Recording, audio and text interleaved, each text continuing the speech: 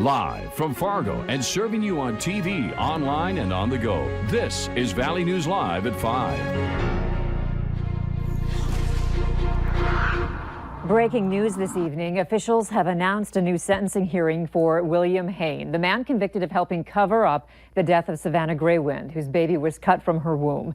The North Dakota Supreme Court ruled last month that Hain should not have been sentenced to life in prison because a judge mistakenly classified him as a dangerous special offender based on his criminal record.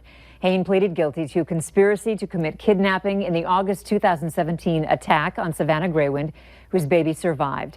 Hain's girlfriend, Brooke Cruz, admitted she sliced Greywind's baby from her womb. Cruz was sentenced to life without parole. The hearing is set for October 7th. We first told you back in January about a Stutsman County man facing 3 felony sex charges stemming from multiple incidents between 1997 and 2001.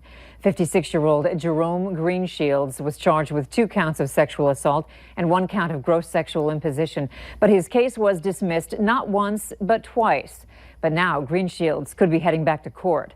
Valley News Team's crime and safety reporter Bailey Hurley joins us in studio with our story. Bailey. Andrea, court documents say Jerome Greenshields was involved in several sexual incidents with both a 15 and 14-year-old boy from 1997 until 2001. Now, both victims came forward to officials almost 20 years later, saying Greenshields had touched their genitals and made both boys touch Greenshields as well. Now, documents say in a recorded phone call in November 2017, one of the victims called Greenshields asking why the molestation happened. Greenshields replying, quote, "I don't know, curiosity." Now, 2 Stutsman County judges dismissed Greenshields' case this spring due to a prosecutorial error. But now the North Dakota Supreme Court has reversed and remanded those dismissals, saying they disagree with both Stutsman County judges and opened Greenshields' case back up. But as of today, there are no new cases filed for Greenshields. Andrea? All right, thank you, Bailey. We reached out to both the state and defense today, but did not hear back. Grand Forks police say they have launched an investigation into a bizarre Wednesday night incident that we first told you about last night. A Grand Forks mom said a man approached her teenage daughters and her daughters' friends at Cox Park, holding a knife and offering drugs to the teenagers. The woman said none of the teens snapped pictures or could give an exact description of the man. She also told us she did not report the incident to police because when she got to the park, the man was already gone. Grand Forks police say it was social media that sparked them to open a case. We'll continue to follow this developing story. A 29-year-old man is in jail after refusing to stop for West Fargo police and leading them on a brief chase. It happened around 1:30 this morning when police tried to stop a car in the 1300 block of 13th Avenue East. That's when officers say the car took off over city lines into Fargo. The driver eventually lost control of the car and crashed into a light pole. The driver, 29-year-old Felix Wallet III, ran from the scene, but he was caught and arrested. He's in the Cass County Jail facing multiple charges. The sunshine made it feel pretty great outside today, even if the temperature only changed by a few degrees. Let's find out about this evening with Hutch in No Wait Weather. Well, if you have plans for this Friday evening, our beautiful weather does continue. We have a little bit of a breeze, but temperatures, even though below average, have been quite nice. A look at the satellite and radar showing we have a few clouds out in western South Dakota, western North Dakota, with rain and some thunder moving into the central part of South Dakota. Mobridge is at 82 degrees, but hey, we've warmed to 70 in Thief River Falls and 67 in Baudette. Here is a look at wind speeds. Generally from the north, a few locations seeing gusts as high as 20, and the strongest of the winds located in the southern Red River Valley. Temperatures will slip into the 60s. Overnight, we'll have increasing clouds and a chance for some rain showers near Fargo.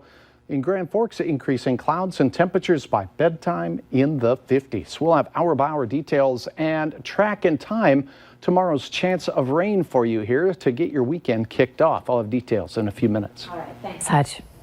A somber scene this afternoon outside Holy Cross Catholic Church in West Fargo as Brenda Cardis was remembered by family, friends, and members of the community.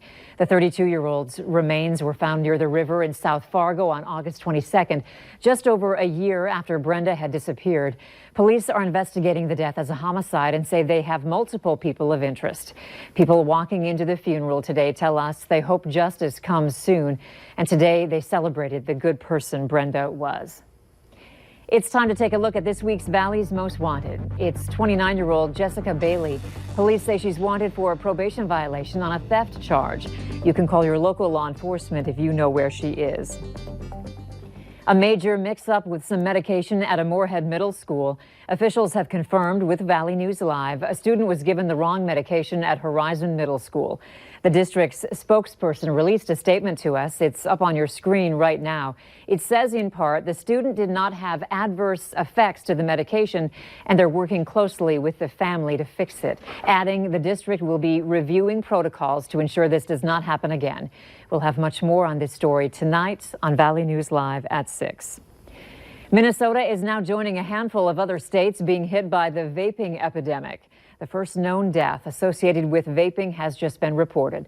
The health department said the patient had a history of underlying lung disease and was hospitalized with a severe lung infection, or rather injury, that progressed to include other conditions. Investigators say the lung injury was associated with vaping illicit THC products. The person was over 65 years old and died in August after a long hospitalization. Are you looking to learn more about the people who protect our community and what they do on a daily basis? The Fargo Police Department will hold a Citizens Police Academy this fall.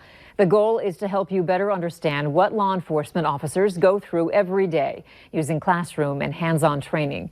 The program will be held each Tuesday from 5:30 to 7:30 p.m., October 1st to November 26th. The class size is limited. The deadline to submit an application is Friday, September 20th. To find out how to apply, visit our website, valleynewslive.com. In 2014, parents accused Woodbury High School girls basketball coach Nathan McGuire of swearing during practice, inappropriately touching players and flirting with them.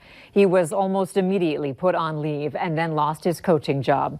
None of the allegations were substantiated, and now he's suing the parents for defamation. You can still say, I don't think this coach made the right call in the last game. I don't think the coach is putting the right players on the field. But when you get into the area of accusing someone of a crime or saying they've been in jail, you cross the line. If it's not true. If it's not true. That's exactly right. The Supreme Court ruling found that high school coaches are not public figures, which means it's much easier for parents or anyone to defame them. The Minnesota governor is showing off the latest member of the First family. Meet Scout, a 3-month-old lab mix. Governor Tim Walz says the pup makes good on a promise he made to his son when he won the election. Walz's son, Gus, says Scout was found in a box abandoned at a high kill shelter in Oklahoma.